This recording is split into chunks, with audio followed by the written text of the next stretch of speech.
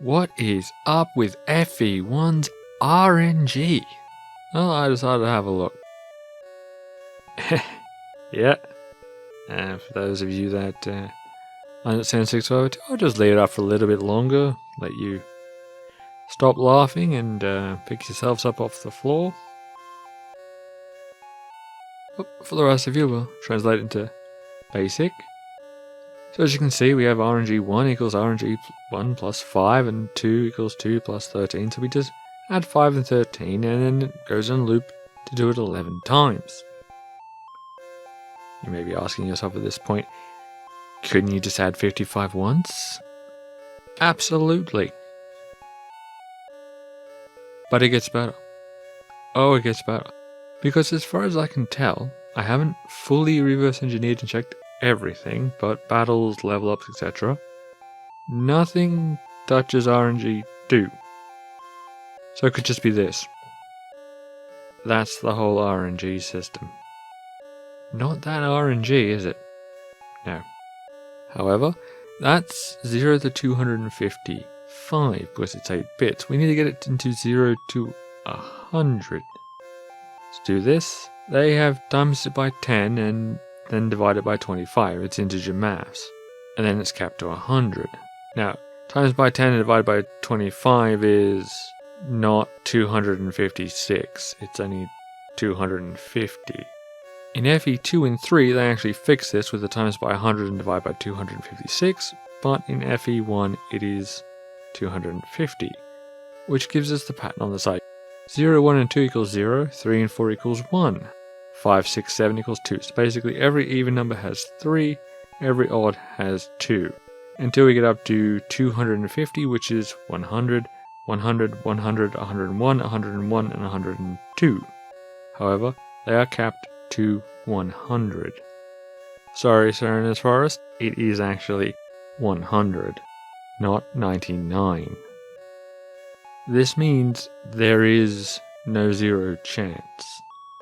Because it's done a less than or equal to check. There is always a chance. This gives the following sequence. If you want to actually read it, just pause. And then we convert this into percentages.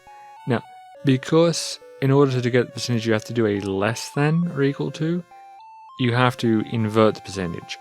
If you roll a 0, that's actually 100%, because it doesn't matter what hit you have, it will be less than it, or equal to it at least. And if you roll 100, then you can only equal it, you can never be bigger than it. So let's just put a highlight. You may notice there's a lot more zeros than there are 100s, because of the 250.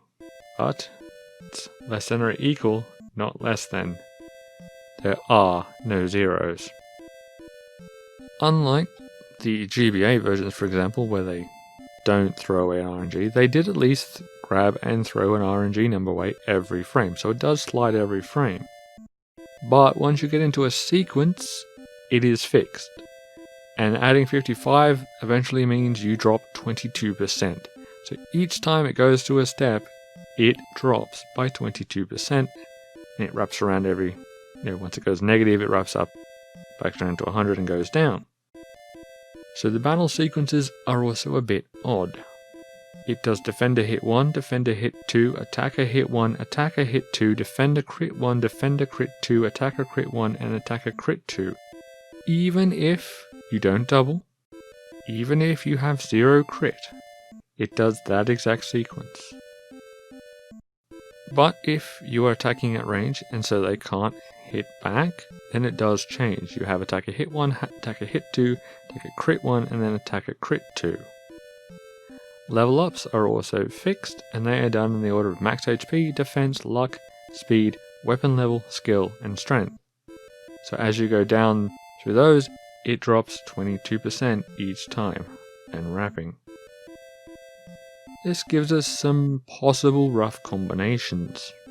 So if you look at the first column, for example, you notice the attacker hit. So if you miss, that means you've got a pretty good chance of being hit.